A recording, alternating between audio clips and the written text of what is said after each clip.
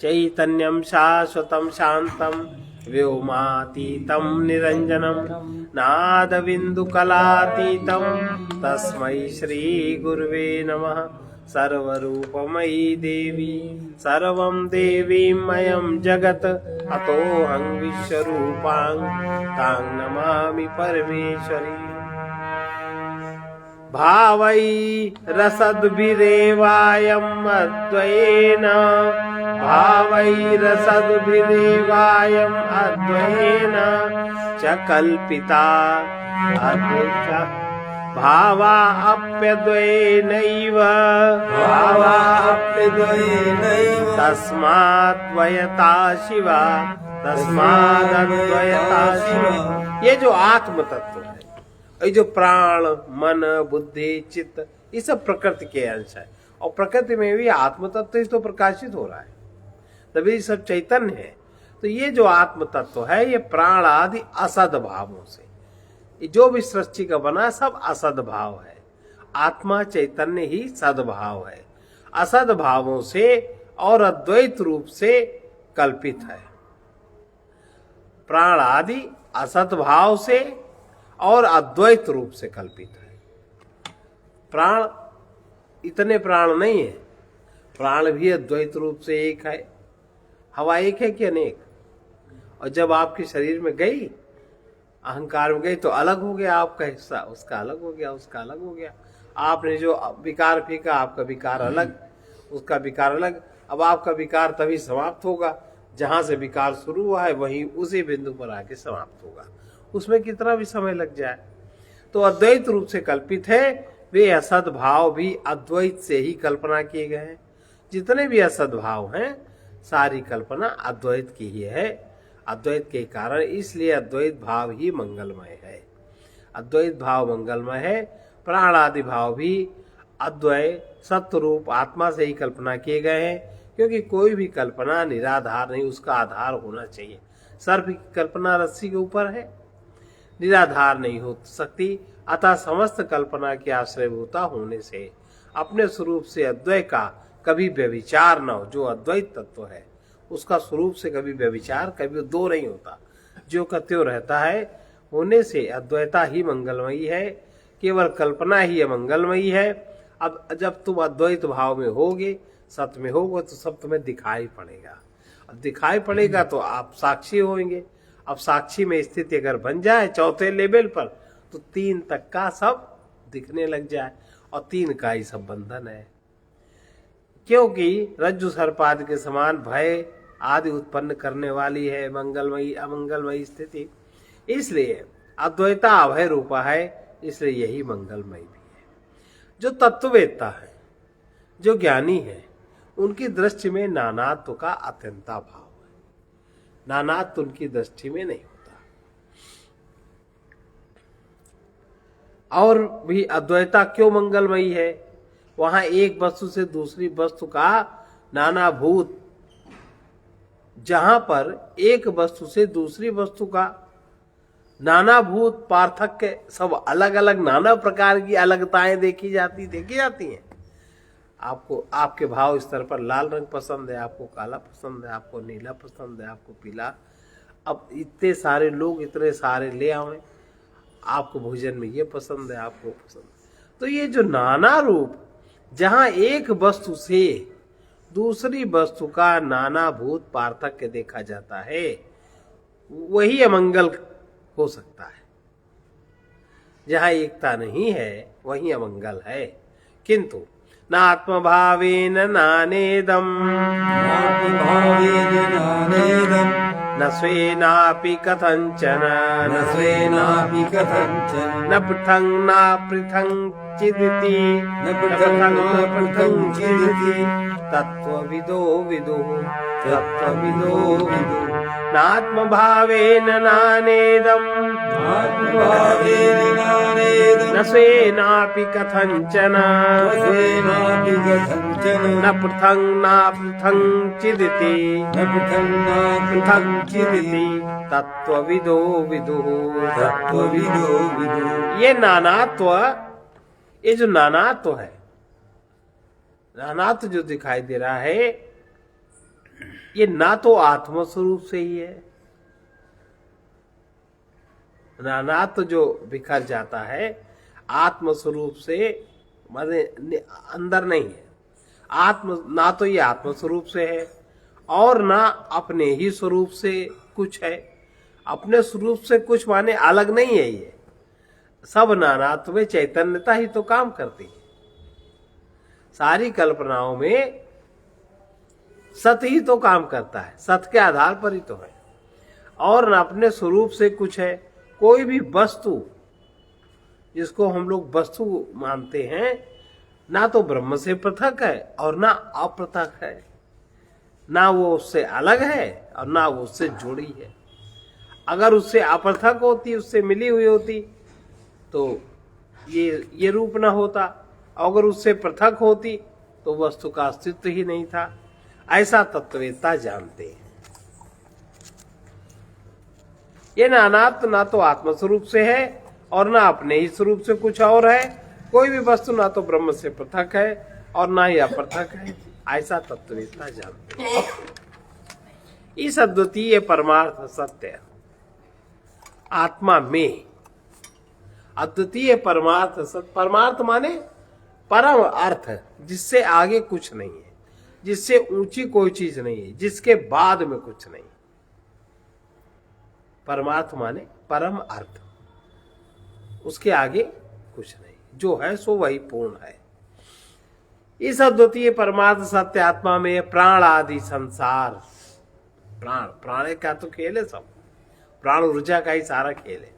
प्राण संसार जात रूप से, ये संसार परमार्थ सत्य आत्मा में यह प्राणादि संसार ज्ञात रूप जगत आत्म भाव से परमार्थ सत्य रूप से निरूपित किए जाने पर नाना अर्थात पृथक वस्तु के अंतर्भूत नहीं रहता।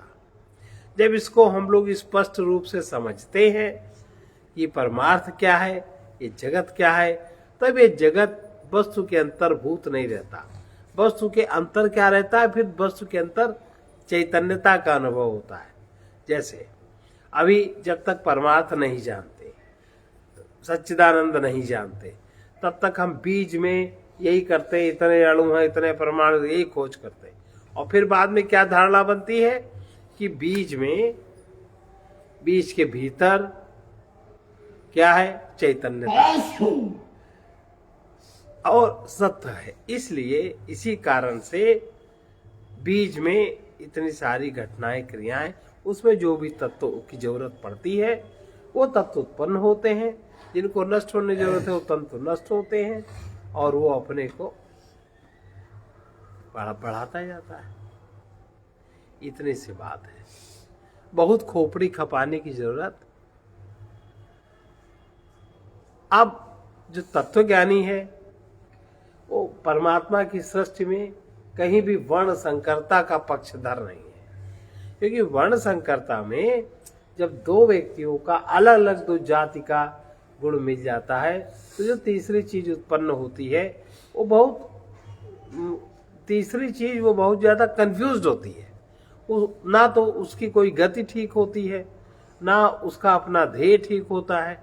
इतना ज्यादा मिक्सचर हो जाता है, जैसे काला सफेद रंग मिला दो तो कैसा रंग बनेगा? आकर्षक होगा क्या? मलिन होगा। पीला लाल मिला दो तो भी मलिन होगा। जो पीले की चमक है, जो लाल की दमक है, वो क्या होगी इसमें? तो ये वो कह रहे हैं कि इस अद्वितीय परमार्थ सत्य आत्मा में यह प्राणादि संसार ज्ञात रूप जगत आत्म भाव से परमार्थ स्वरूप से निरूपण किए जाने पर, जब आत्म भाव से परमार्थ स्वरूप का निरूपण करते हैं, नाना अर्थात पृथक वस्तु के अंतर्भूत नहीं रहता। जब इसका निरूपण आत्म रूप से समझ में आ जाता है तब इसका जो अलगाव है वस्तु जनित वो नहीं रहता। जब तक नहीं ये करते बुद्धि ये सब बातें उत्पन्न करती रहती है। जिस प्रकार प्रकाश द्वारा रज्जु रूप से निरूपित होने पर, प्रकाश में रस्सी का निरूपण देख लें, समझ लें, तो कल्पित सर्प पृथक रूप से फिर रस्सी में नहीं रहता। ऐसे ही ये जगत, ये वस्तुएं फिर पृथक रूप से जगत में नहीं रहती, केवल आत्म तत्व अद्वितीय रहता है। उसी प्रकार परमार्थ से निरूपण किए जाने पर असद आत्मा से पृथक वस्तु नहीं ठहरती और न यह रज्जु सर्प के समान कल्पित होने के कारण ही अपने प्राणादि स्वरूप से कभी कुछ रहता है।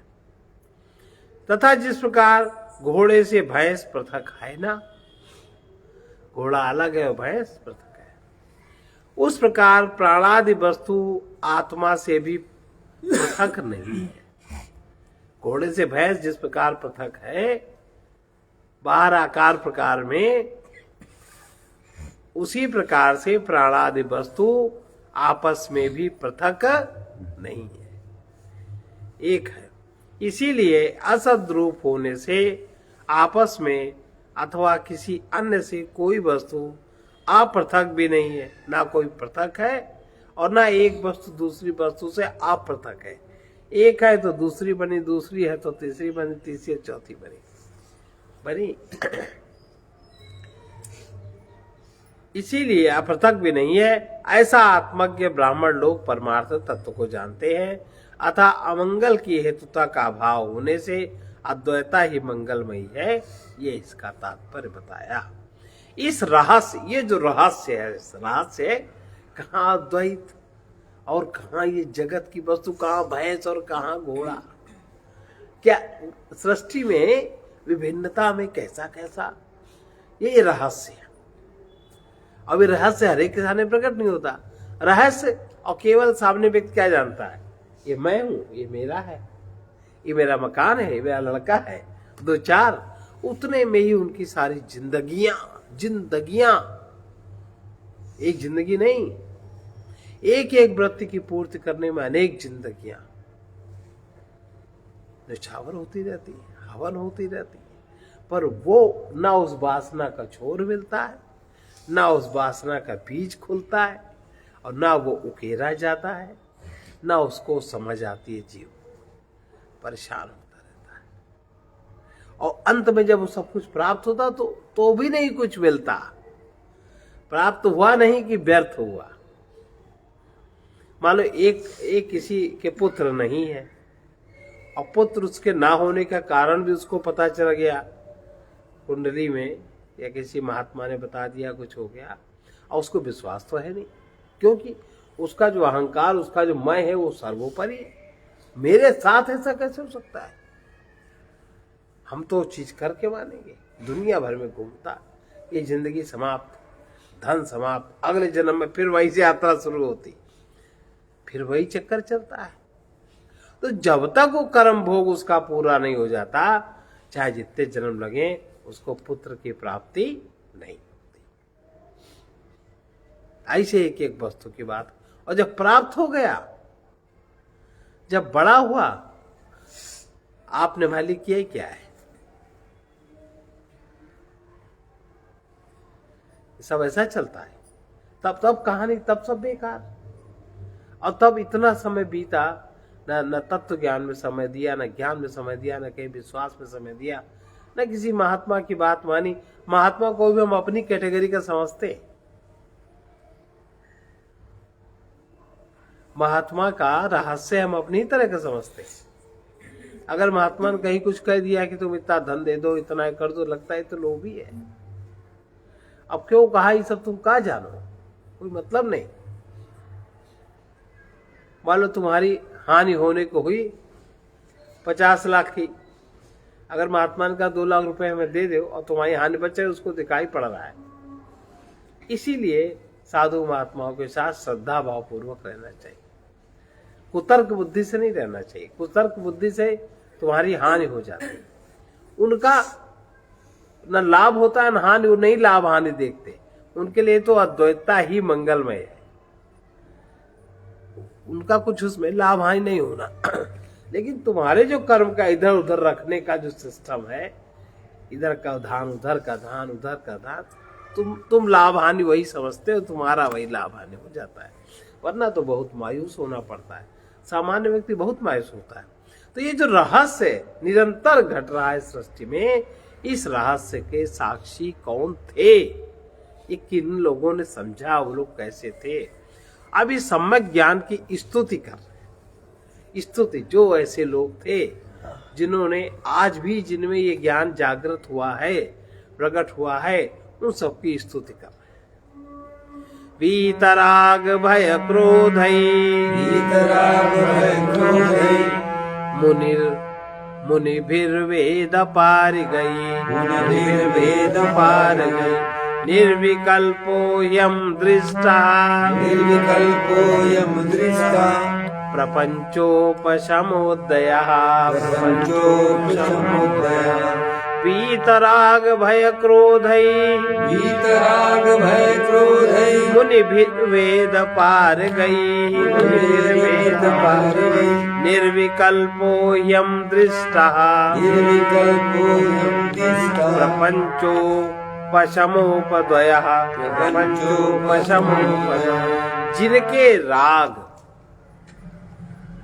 भय और क्रोध निवृत्त हो गया है, जिनसे, राग माने सृष्टि के किसी भी पदार्थ के उसमें उनका चित्त रंगा हुआ नहीं है, किसी का भी बीज उनके चित्त में नहीं रह गया, बीज रूपी संस्कार समाप्त हो गया तो भय भी समाप्त हो गया।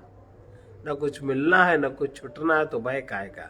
जहाँ लालच है वहाँ भय होता है, जहाँ भय है वहाँ राग होता है, राग होता है वहाँ द्वेष होता है, द्वेष होता है कलह होती, और फिर अनेक सारी यात्रा चलती है। तो जिनके राग भय और क्रोध, भय के कारण क्रोध होता है, छूट न जाए छिन न जाए, क्रोध, ये जिनके निवृत्त हो गए हैं, उन वेद के पारगामी, वेद के पारगामी माने ज्ञान के से जो पार हो गए हैं, उसके पार जाते हुए मुनियों द्वारा ही ये निर्विकल्प प्रपंचोपशम अद्वैत तत्व देखा गया है। इसके नीचे स्तर का व्यक्ति नहीं देख सकता। जिनके राग भय क्रोधादि समस्त दोष निवृत्त हो गए हैं, उन मुनियों अर्थात सर्वदा मननशील विवेकियों, वेद के पारगामियों, यानी वेदार्थ के मर्मज्ञ, वेदांतार्थ परायण तत्व ज्ञानियों द्वारा यह सब प्रकार के विकल्पों से रहित निर्विकल्प प्रपंचोपम द्वैत रूप भेद के विस्तार को नाम प्रपंच है, भेद के विस्तार का नाम प्रपंच है, उसकी जिसमें निवृत्ति हो जाती है, वो आत्मा प्रपंचोपशम, इसलिए जो अद्वय है, ऐसा ही आत्मा पंडित यानी वेदार्थ में तत्पर दोषहीन सन्यासियों द्वारा ही देखा जा सकता है। जिनके चित्त रागादि द्वेष से, रागादि दोष से दूषित हैं, और जिनके दर्शन अपने पक्ष का आग्रह करने वाले हैं, अपना ही पक्ष हर व्यक्ति रखता है, और जिनके दर्शन अपने पक्ष का आग्रह करने वाले हैं, उन अन्य तार्किकों आदि के द्वारा इस आत्मा का साक्षात्कार नहीं हो सकता। भाई सामान्य रूप से तो क्या हम जो कह रहे हैं वही बात सत्य है। अब जैसे कल परसों संक्रांति है, संक्रांति में किसी से कहो कि भाई बड़ा पुण्य काल है, पुण्य कर्म करना चाहिए, दान आदि की क्रियाएं उत्तम होती है, बताओ हम क्या दें। जैसे कोई भिखमंगा मांग रहा है,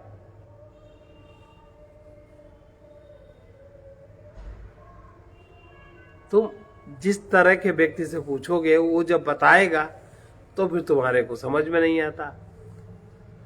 तो स्वाभाविक रूप से इतना ज्ञान भी नहीं है, इतना अध्ययन भी नहीं है, इतना भाव, इतनी श्रद्धा, इतनी जागृति भी नहीं है कि कौन सा कर्म कैसे किस प्रकार से करें।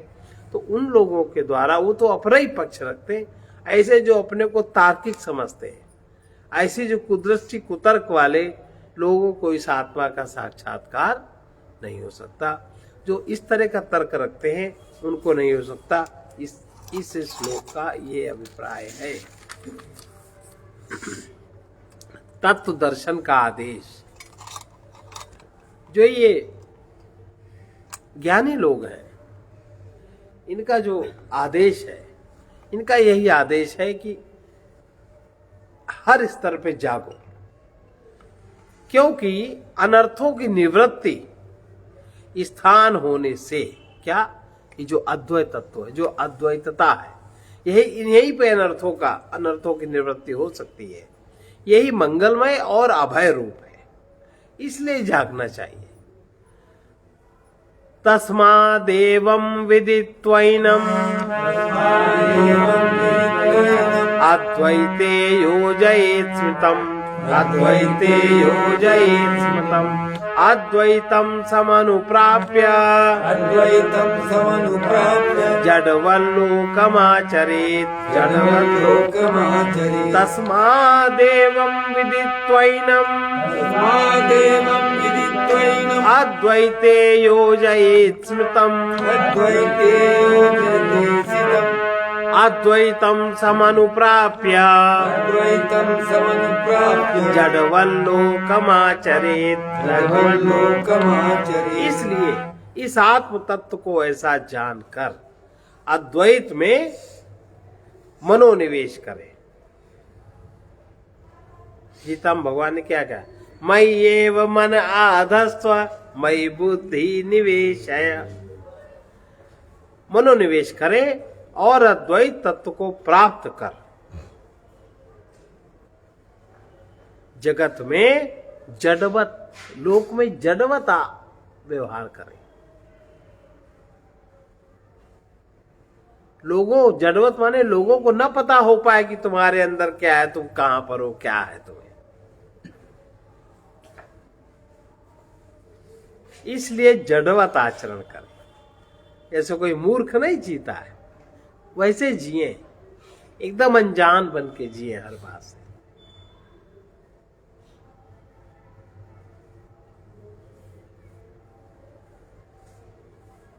इसलिए इस आत्म तत्व को ऐसा जानकर अद्वैत में मनोनिवेश करें और अद्वैत तत्व को प्राप्त कर लोक में जडवत व्यवहार करें, जडवत व्यवहार करें। इसलिए इसे ऐसा जानकर अद्वैत में मनोनिवेश करें, अर्थात अद्वैत बोध के लिए ही चिंतन करें। उस अद्वैत को जानकर, अर्थात मैं परब्रह्म परमात्मा, ऐसा ज्ञान जब प्राप्त हो जाए, यानी संपूर्ण लोक व्यवहार से शून्य हो जाए, संपूर्ण लोक व्यवहार भोजनेच्छा आदि से भी अतीत, साक्षात अपरोक्ष अजन्मा आत्मा को अनुभव कर लोक में जडवत आचरण करें। तात्पर्य यह है कि मैं ऐसा हूं, इस प्रकार अपने को प्रकट न करें, किसी भी प्रकार से अपने को प्रकट न करें अपने को, और तो जिए, नहीं तो झंझट में पड़ जाएंगे,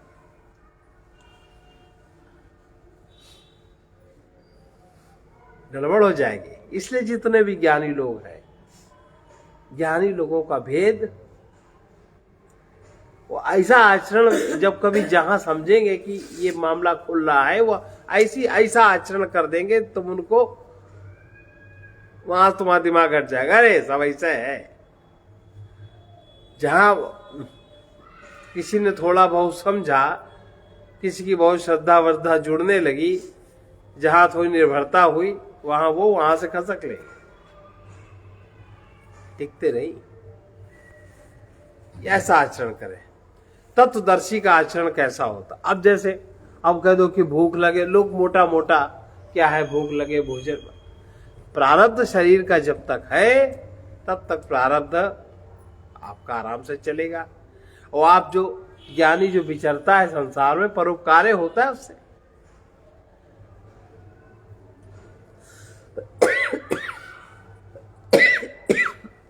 एक बार बात कहनी नहीं चाहिए, पर कहने एक बार महाराज जी से बात हुई, ऐसी कोई बात हुई, महाराज जी सबसे काम कराए, सब लोग काम करें, हमसे कभी कुछ नहीं कराए।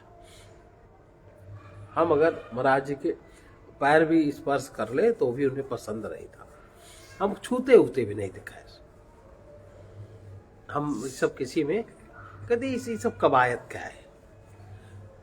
और तो हम महाराज जी हम तो कुछ कर ही नहीं पाते, सब लोग ये सेवा करते, वो सेवा करते, वो सब कहीं तुम्हारा ना करना ही बहुत कुछ होना है, करने की चेष्टा मत करना कभी। तब नहीं बात समझ में आई, कुछ समझ में आया, ज्यादा नहीं, अब समझ में आ रही। ना करना ही बहुत कुछ करना है, कुछ नहीं करोगे जाने क्या क्या होता है। ऐसा, और जाने क्या क्या सब ऐसे ही देखते थे लोगों को, चुपचाप अभी भी देखते हैं, सुनते हैं, समझते हैं सब बातें, बुद्धि उद्धि के ज्यादा लगाते नहीं। तो लोक में व्यवहार, लोक में कैसे व्यवहार से आचरण करें, इस पर क्या कह रहे हैं।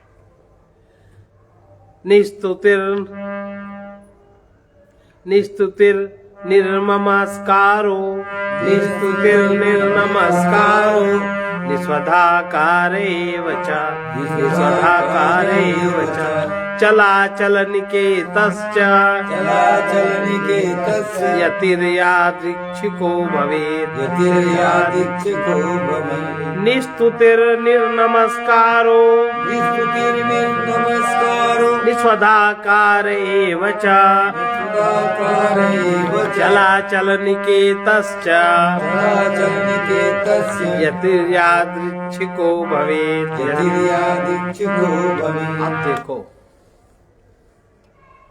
जो सच में जो ऐसे लोग होते हैं, यति को स्तुति या नमस्कार या सदाकार, हमारे पवित्र कर्म आदि से रहित, ये इस तरह की न उसको अपेक्षा होती है और न उसको इस तरह का व्यवहार पसंद आता है। जो सच में ऐसा है उसको तुम बड़ा नमस्कार करो, बड़ा प्रणाम करो, बड़ा प्रसन्न होगा, उसको अच्छा नहीं लगता, करना भी नहीं चाहिए। यति को स्तुति नमस्कार सदाकार से रहित होकर चल माने शरीर, अचल माने आत्मा, चल शरीर में ही विश्राम, आत्मा में ही विश्राम होकर यादृच्छिक अनायास रूप से वस्तुओं द्वारा संतुष्ट रहने वाला हो जाना चाहिए।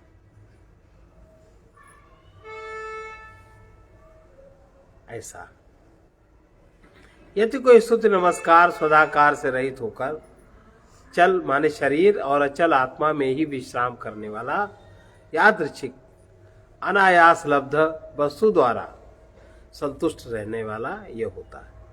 स्तुति माने नमस्कार आदि संपूर्ण कर्मों से रहित, उससे आप ये भी अपेक्षा न करो को आपको बड़ा हर बात में नमस्कार सम्मान करेगा या अपमान करेगा, कुछ करेगा नहीं करेगा।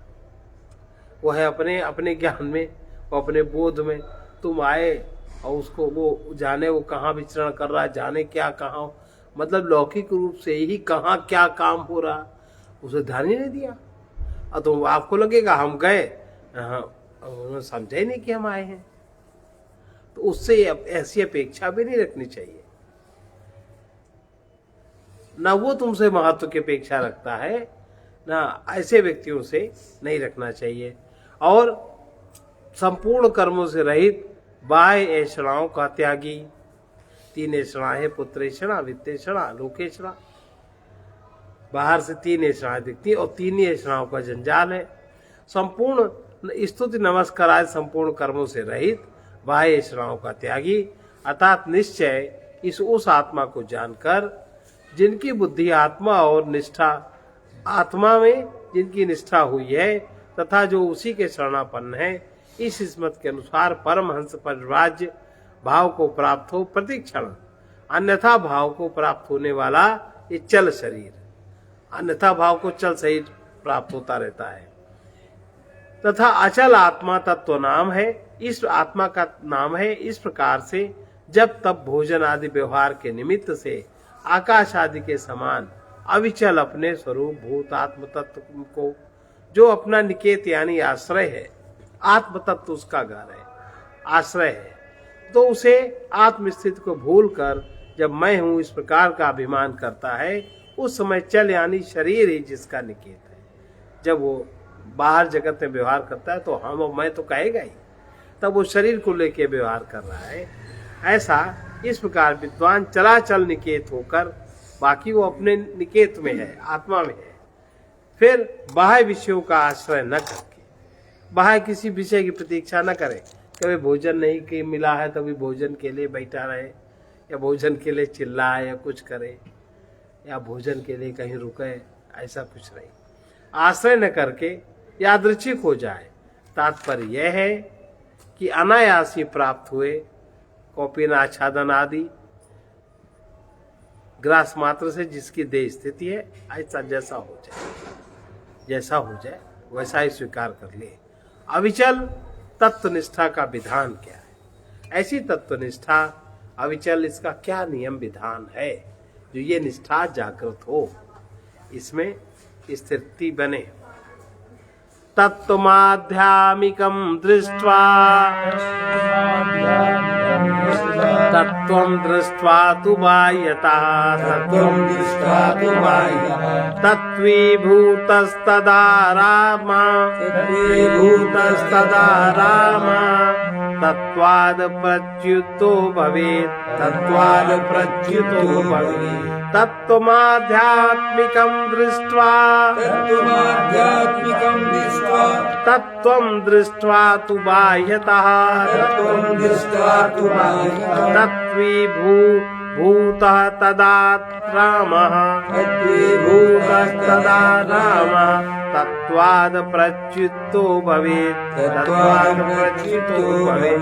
फिर वो विवेकी पुरुष आध्यात्मिक तत्व को देख कर उसको मान कर नहीं ना, उसको बुद्धि से जान कर, साक्षात साक्षी है ना तो देखेगा, आत्म तत्व उसको दिखेगा, उसको देख कर और बाह्य तत्व का भी अनुभव, बाह्य तत्व माने आकाश जल बाह्य जगत, इसको भी अनुभव करे, अंतर में आध्यात्मिक तत्व का अनुभव करे, आत्म तत्व को देखे समझे और बाह्य तत्व का भी अनुभव करे। ये नहीं कि परमहंस तो पागल ऐसे जिए, कोई बाह्य तत्व का जो शरीर बना इसकी उपेक्षा करे ना, इससे इसको भी जो अपेक्षा है उसकी संपूर्ण अनुभव करे, फिर तत्वीभूत और तत्व में रमण करने वाला होकर तत्व से च्युत कभी न।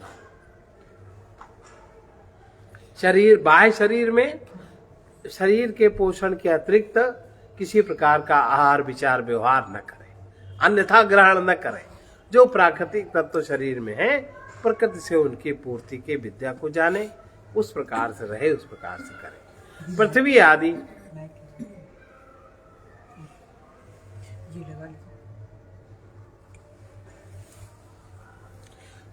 आदि बाह्य तत्व और देहात रूप, पृथ्वी आदि बाह्य तत्व है और देहादिक पृथ्वी के हिसाब से आंतरिक है, और अंतर का संचालन अंदर से होता है, बाह्य का संचालन बाह्य से होता है।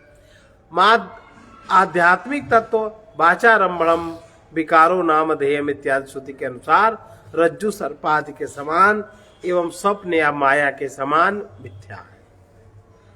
बाहर का तत्व और ये शरीर, ये रज्जु में सर्प आदि के समान, इसको अन्यथा दर्शन न करें, जैसा है असत है तो असत, आया और गया, ये सत्य है।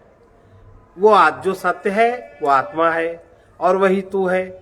इस श्रुति के अनुसार आत्मा बाहर भीतर विद्यमान है, जन्मा कारण रहित, कार्य रहित, अंतर्बाह्य शून्य परिपूर्ण आकाश के समान सर्वगत, सूक्ष्म अचल निर्गुण निष्कल निष्क्रिय है। इस प्रकार तत्व का साक्षात्कार कर तत्वीभूत और उसी में रमण करने वाला होकर, अर्थात बाह्य रत न होकर, जिस प्रकार मन को ही आत्मा मानने वाला कोई अतत्वदर्शी पुरुष जो मन को ही आत्मा मानता है, किसी भी समय चित्त के चंचल होने पर आत्मा को भी चलायमान मानकर अपने को तत्व से विचलित और देहाद रूप समझकर अपने को मानता रहता है कि इस समय मैं तत्व से च्युत हो गया हूँ, और किसी समय चित्त के समाहित होने पर अपने को तत्वभूत और प्रसन्न समझकर मानता है कि इस समय मैं तत्वस्थ हूँ।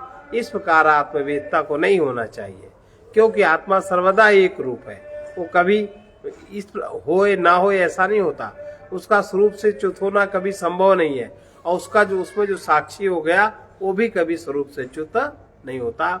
अतः वो सदा ही मैं ब्रह्म हूँ ऐसा निश्चय कर तत्व से च्युत न हो। तात्पर्य है कि सदा ही अच्युत आत्मदर्शी हो, जैसा कि कुत्ते और चांडाल में भी विद्वानों की समान दृष्टि होती है तथा संपूर्ण भूतों में समान भाव से स्थित आदि स्मृतियों से यही बात प्रमाणित है। अब ये इति गोविंद भगवत पूज्य पाद शिष्य से परमहंस परिव्राजकाचार्य से श्री शंकर भगवता कृतौ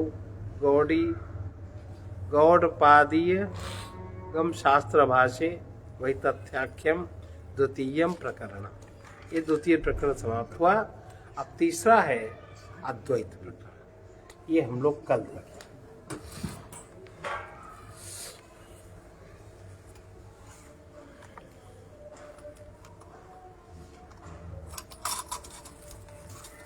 जो भेद को देखता है वही कृपण है।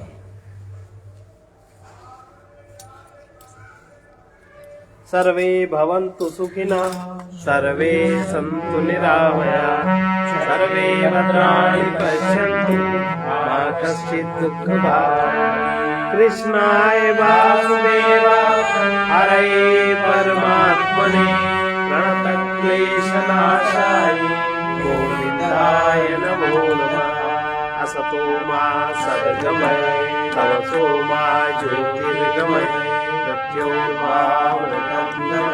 ओम पूर्णमदः पूर्णमिदं पूर्णात् पूर्णमुदच्यते पूर्णस्य पूर्णमादाय पूर्णमेवावशिष्यते। ओम शांति शांति शांति।